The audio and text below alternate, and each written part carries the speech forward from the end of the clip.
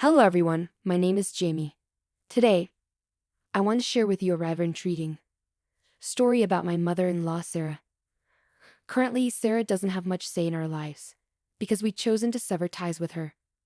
Reaching this point of no contact wasn't easy at all. Sarah is the epitome of narcissism. I'm not an expert in psychology, but she exhibits every classic sign of a narcissistic personality. Describing her in the harshest of terms, Sarah is self-centered and utterly vile, only ever concerned with her own needs. Interestingly, her son, my husband Paul, is the polar opposite. I believe this is largely due to him being raised mostly by his father after his parents divorced early in his childhood. Sadly, he only reunited with Sarah following his father's death from a terminal illness.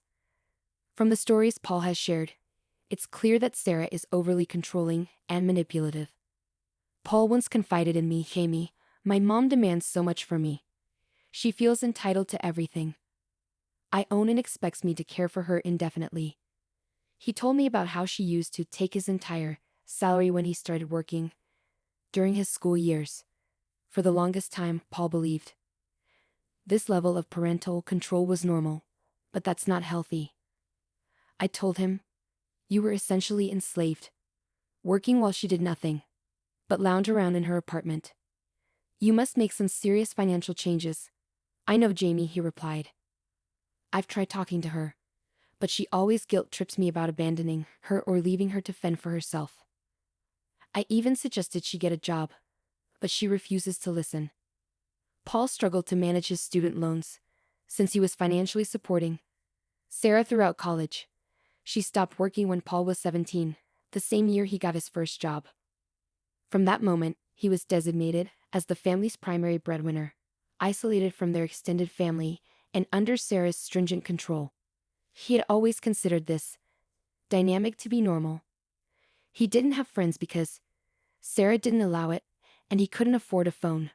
When Paul went to college, he was introduced to a whole new world, despite Sarah's attempts to prevent him from attending. He pursued higher education, and it was there, away from his mother's overwhelming influence and meeting a variety of people, that he finally realized the abnormality of his upbringing. Paul had always financially supported Sarah, his mother, despite her manipulative ways. 3 years into our relationship, I felt compelled to address the situation. "Paul, your mother has been quite abusive towards you," I told him. "She's manipulated you for years and even squandered the inheritance your father left. Why do you continue to support her?" "What can I do, Jamie? She's still my mom," Paul replied, his voice tinged with resignation. "After hearing for years that she deserves my money, it's hard to shake off. I can't completely cut her off. She's the only family I have left apart from you." "I understand that," I said gently, "but you need to reconsider your situation. You're drowning in debt.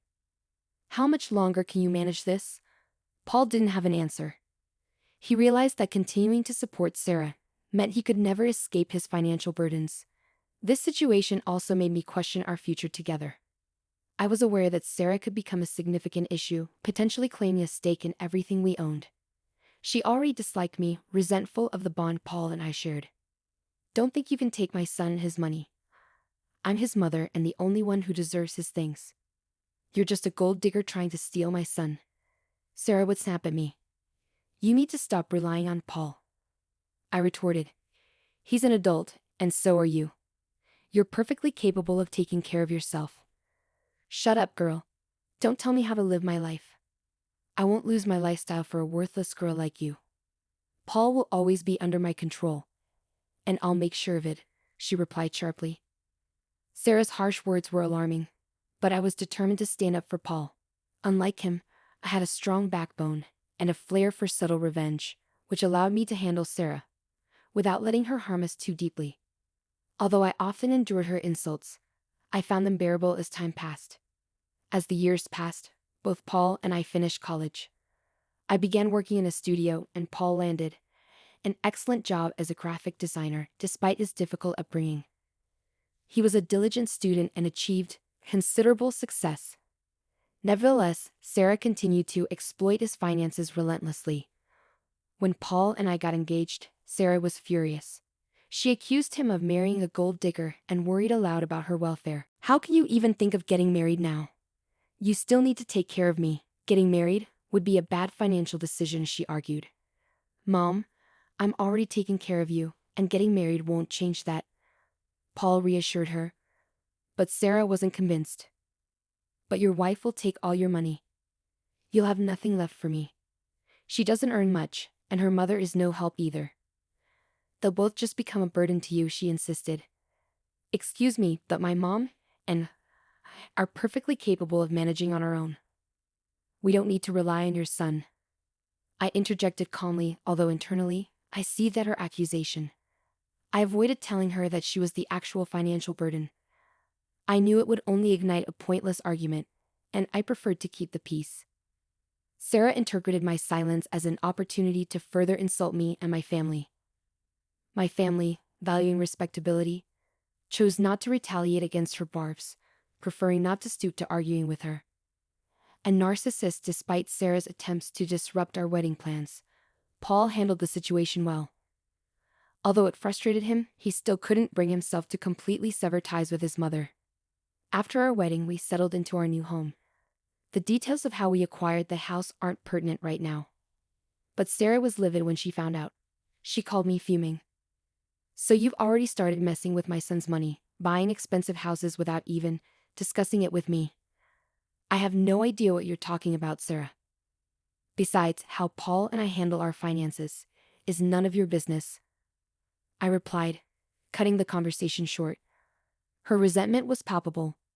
You think you can live in a big house while I'm stuck in this small rented apartment? Mark my words, Jamie, you won't enjoy my son's house alone, she snapped. At the time, her words stung, but I refused to let them disrupt our happiness. I didn't take Sarah's threats seriously. She had a habit of making such dramatic statements. I had also developed a habit of ignoring her and not giving her the reaction she sought. That was until one day something alarming happened. While I was at work, my mom called, puzzled and concerned. Jamie, why is your stuff at my house? Did something happen with Paul? What are you talking about, Mom? Nothing has happened between us. How do you know it's my stuff? The moving guys told me your name, she explained. This unexpected turn of events hinted at Sarah's deeper meddling, a dark reminder that ignoring her might no longer suffice. When my mom called, she was understandably confused and alarmed. Jamie, your boxes arrived here with your name and address on them. I've opened a few, and they're filled with your clothes. What's going on? Did the movers say who sent them? I asked, my heart sinking with a dreadful suspicion. They mentioned someone named Sarah, she replied, her voice tinged with concern. I think you should come home right away and sort this out. Taking her advice, I immediately left work and rushed home. As I entered my bedroom, a shocking sight greeted me. My drawers and closet were empty, even my bath products were gone. I was stunned. Descending to the living room, I found Sarah there, wearing a smug expression. What the hell is going on, Sarah? Why did you touch my stuff and send it to my mom's house? I demanded, trying to keep my composure. Sarah's response was chilling. I'm here to set things right. From now on, only the homeowner and his mother will live in this house. A mother always has more rights than a wife. It's unfair for you to live here. What are you talking about? You're out of your mind, I shot back, my anger rising. Since the house belongs to my son only, he and I will stay here. You will leave and go to a house that is in your name, she declared. So you're saying only the person who owns the house should stay here? I retorted, incredulous at her audacity. I clarified, trying to understand her twisted logic. That's exactly what I mean. Now, since I've already sent your stuff away, you can just leave. Don't worry, my son, and I will be very happy here, she declared, then turned and went upstairs. I was furious at her audacity, unable to believe she tried to throw me out of my own house. This house was in my name, and I was the rightful occupant. I couldn't let her force me out without taking action. So I made a strategic call and immediately phoned Paul, urging him to come home as quickly as possible. He said he'd be home soon and would reach me in no time. I relayed this to my mom when she arrived at our house to check on the situation. We were both deeply unsettled, but I knew we needed to stand our ground and confront this outrageous attempt by Sarah to usurp our home. When Sarah saw my mother, she was visibly flustered. "What the hell, Jen? Why is your mother here? I told you that you and your family can't be here. I've already sent your stuff to your mother's place." "Then why is she here?" Sarah demanded. "Well, you said that from now on only the homeowner and the mother can stay here," I replied with a smirk. "So I called my mother and invited her over." "This house is owned by my son. You should not be here," Sarah countered sharply. "I demand you leave as soon as possible." I couldn't help but laugh, finding the irony too delicious. My mother joined in. Though I was angry, the laughter was a welcome relief because I knew what needed to be clarified next. Once we composed ourselves, I turned to Sarah with a calm demeanor. "Just for your information, my dear mother-in-law, this house belongs to me," I began, my tone even but firm. "Yes, this house is in my name. It was part of my inheritance from my grandfather, who passed away recently." "You can't be telling the truth," Sarah sputtered, her face paling. "I don't believe you. This house cannot be yours." "I know my son got this house for you." Sarah spluttered, disbelief etched across her face. "Just wait till he comes home and shows you your place. I will not tolerate you keeping me away from the house." Sarah's confusion was met with a blunt correction from my mother. "She's telling the truth, Sarah. You have some messed up logic about deserving your son's things. Even if the house is Jamie's, you shouldn't be here trying to take over." Sarah's face turned red with a mix of anger and confusion. I could see she was struggling to process this new information, her sense of control slipping away. "Sarah, you need to understand that this house is part of my inheritance from my grandfather. It's legally mine, and you have no right to force me out," I stated firmly. Just then, the front door opened and Paul walked in. He looked at the scene before him, confusion quickly turning to understanding as he saw the anger on Sarah's face and the resolve on mine. "Mom, what are you doing here?"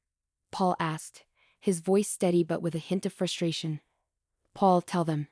Tell them this house is yours. And she has no right to kick me out," Sarah cried, desperate for support. Paul sighed deeply. "Mom, Jamie is right. The house is in her name. It was part of her inheritance. You need to respect that." Sarah's shoulders slumped as the reality of the situation set in. She looked at Paul, then at me, and finally at my mother. Realizing that her attempts to control the situation had failed. "Don't be so entitled. Jamie is Paul's wife and is equally entitled to his assets." "I haven't taken advice from freeloaders, Rebecca," Sarah snapped back. "I would suggest you keep your mouth shut. As for Paul, I will stay with him and make sure he divorces Jamie soon." Just a few minutes later, Paul walked through the front door, clearly bewildered by the sight of his mother standing in the middle of our living room and even more puzzled to see my mother, whom I hadn't told him I invited over. "Hey guys, what's going on here?" he asked as he entered. "Jamie, you told me to come home soon. Has something happened?" "Something has happened, Paul. Your overbearing wife and her mother are trying to take over your house. I have come here to save you from this monstrous family," Sarah declared. Paul looked at me, then at our mothers, and finally back at Sarah. He took a deep breath, trying to process the chaotic scene. "Mom, calm down. Jamie called me because of you," he said firmly. "This house is Jamie's inheritance, not mine. You can't just barge in and try to take over." Sarah's face turned a deeper shade of red. "But Paul, I'm your mother. I have more rights than she does." Paul shook his head. "No, Mom, you don't. Jamie is my wife. And this house is legally hers. You need to respect that." My mother stepped forward, her voice calm but authoritative. "Sarah, we all need to respect each other's boundaries. This is Jamie's home, and she has every right to be here." Sarah, realizing she was outnumbered and out of arguments, turned and stormed out of the house without another word. Paul looked at me with relief and gratitude. "I'm so sorry, Jamie. I had no idea she would do something like this," he said, wrapping his arms around me. "It's okay, Paul. We just need to stand our ground and make it clear that she can't control our lives," I replied, feeling a sense of resolution. Dramatically, Paul, taken aback, responded firmly, "Mom, what the hell is going on? Why would you disrespect my wife and her mother?" They are standing right here. He then turned to me, giving me the floor to explain. Let me tell you what happened. I began, ready to unveil the entire absurd scenario Sarah had orchestrated. Paul stood in the middle of our living room, utterly stunned, as he processed what I had just explained. Oh my God, are you serious, Mom? Did you pack up Jamie's belongings and send them to her mom's house? Did you come into our home and move our things? Who gave you the right to do that? Paul exclaimed. I'm just trying to help you, Paul, Sarah protested with feigned innocence. You need to reconsider your marriage. I've been telling you not to tolerate her freeloading behavior. Trust me, I can find you a better wife. Mom, I've told you so many times not to interfere in my marriage. Why are you still doing this? Paul's voice was firm, his frustration clear. Sarah retorted, her tone escalating. I'm standing up for you, Paul. Your wife will drain your finances if you don't end this. That's why I moved into your house. I'm going to stay with you. You need to stop saying it's his house, I interjected firmly. Sarah, I've already told you. This house is mine. If any mother is staying, it will be mine, I asserted. Paul looked exasperated as Sarah continued her tirade. Look at what your witch wife is saying. I told you she's a gold digger. She's already claiming that this house is hers, Sarah ranted. Mom, stop insulting Jamie. This is ridiculous. Paul snapped, his patience worn thin. She's right. The house belongs to Jamie. It was part of her inheritance after her grandfather. As Sarah's face turned ashen, the truth finally seemed to dawn on her. My mother chuckled slightly from the corner, enjoying Sarah's discomfort, while Paul looked like he was on the verge of losing his temper completely. Sarah tried to regain her composure, scrambling for another angle. It doesn't matter. Since you two are married, this house is yours too, Paul. I have the right to stay here. Why should I live in a rented apartment when you have a house? I won't let Jamie take everything from me. You need to kick her out, Sarah insisted stubbornly. Mom, you need to leave. Paul declared, his voice rising. I've had enough of you meddling in my marriage. No matter how much you dislike Jamie, I am not leaving her. I've always made that abundantly clear. You've gone too far with your antics. There is no way you are staying here. Your wife is blackmailing you with the house, Paul. You can't stay with her. Trust me, it will be so much better if you divorce her. I will find you a new wife. Sarah tried to manipulate further. The situation spiraled into chaos. Paul began to shout at Sarah, his anger boiling over. I was equally furious, and my voice joined the tumult as Sarah tried to defend her indefensible actions. The tension was palpable, and it was clear that something had to give in this confrontation. When I had finally had enough, I took decisive action and kicked Sarah out. She looked desperately at Paul for support, but he couldn't even bring himself to meet her eyes. I went to the guest room, grabbed her suitcases, and threw them out the door alongside her. Sarah spent a solid hour weeping on our doorstep until I warned her that I would call the police if she didn't leave. Eventually, she got up and left. Inside, Paul was overwhelmed with guilt and began to apologize profusely. My mom discreetly went into the kitchen to give us some privacy. Jamie, I'm so sorry. I should have cut ties with my mom a long time ago. All these years she kept attacking you, and I still allowed her. Paul confessed, his voice heavy with regret. In our lives, I thought she might change and accept you as my wife. But it's clear now she never will, he lamented. Paul, I understand she's your mom, and you felt a duty to take care of her. But her behavior has been unbearable. She tried to kick me out of my own home. I responded, my voice firm yet weary. I know, Jamie, and I can't believe she went that far. But don't worry, she won't get away with this. I'm going to stop supporting her financially. She doesn't deserve my kindness after what she's done. You won't have to deal with her again, Paul promised, his tone resolute. We spent a long time discussing our boundaries and expectations moving forward, reaching a solid understanding that brought me considerable relief.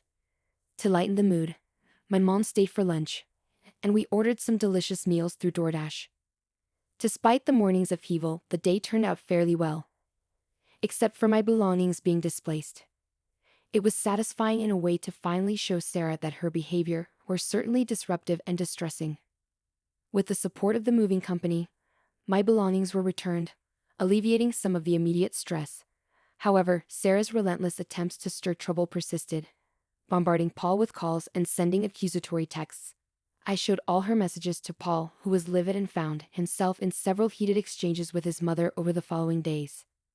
It felt like we were trapped in an endless cycle of conflict and tension. That cycle finally broke when we decided it was time to take legal action.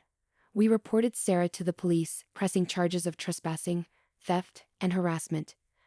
The police were quite taken aback by the extent of her actions and took our complaint seriously. Sarah might not have been violent, but her actions were far from rational. After the incident, we informed her that we had filed a police report, and our lawyers began the process of obtaining a restraining order. However, this didn't deter her. She showed up at our house, furious and unapologetic. "How dare you file a police report against me? I'm your mother, and I deserve respect, Paul. You can't do this to me," she screamed at us. "I'm done being quiet every time you overstep. What you did was a criminal offense. I don't care what the law says. I'm entitled to be in this house. You've even stopped paying me money. I have nowhere to go. You know I ended my lease to live here. I demand you let me in and remove the police report. Mom, besides, you'll deserve my money after trying to destroy my marriage." Paul replied firmly. I added, "Sarah, you need to stop shouting at our door. We decided that only the homeowner and her mother will stay here from now on. Since you are neither, you need to leave." My words pushed Sarah over the edge, causing her to have a breakdown right on our doorstep. The neighbors started to peek out of their homes, drawn by the commotion. It was quite embarrassing. At one point, a neighbor approached our front door to ask if he should call the police. When Sarah lunged at him and shouted, he didn't hesitate to dial 911 and let them listen to what Sarah was saying. My mother-in-law continued her tirade until the police arrived and arrested her. This unfortunate spectacle provided us with the necessary evidence to secure a restraining order. Given that Sarah had also been harassing my mother, Paul suggested a surprising solution. "Jamie, I think we should let your mom stay with us for a while," he proposed. "Sarah knows her address and won't stop harassing her. She's becoming increasingly unhinged, and I'm worried she might escalate her behavior. It would be safest if Rebecca stayed here. Are you sure about this, Paul? I don't want you to feel uncomfortable with her living here, and I don't think Mom would want to impose." I responded, concerned about how the dynamics might affect him. "I feel bad for Rebecca, and it's the right thing to do. I don't mind it at all. It's better for everyone's peace of mind if she stays with us for now." Paul reassured me, saying, "I know Rebecca is a reasonable person, Jamie. I'd have no problem with her staying here. She's very respectful of our boundaries. Besides, only the homeowner and her mother can stay here, right?" That joke between us brought out a hearty laugh, lightening the mood despite the circumstances. I could see that Paul was still struggling with the fallout from his mother's actions, but he was earnestly trying to distance himself from Sarah's toxic influence. Cutting ties with a narcissistic parent is a complex and painful process. We've been discussing therapy for Paul to help him navigate these emotional waters. He's open to the idea, but needs some time to organize his thoughts. Understanding his mental state, I'm doing my best to support him. Meanwhile, Sarah, cut off from directly contacting us, has been trying to appeal to my mom, Rebecca, to garner sympathy. She laments about how unfairly she's been treated, claiming she has nowhere to go and is now living in her car. Over the years, Sarah has alienated so many people that no one is willing to take her in. Paul remains firm in his decision not to support her financially anymore, forcing Sarah to face the reality of finding a job, an idea that terrifies her, especially with several police reports and an arrest on her record. We've reached a point where we are indifferent to her plight. I can candidly say that I am relieved to see Sarah facing the consequences of her actions. This tough love is long overdue, and while it's harsh, it's necessary for our peace and to finally bring some sanity back into our lives.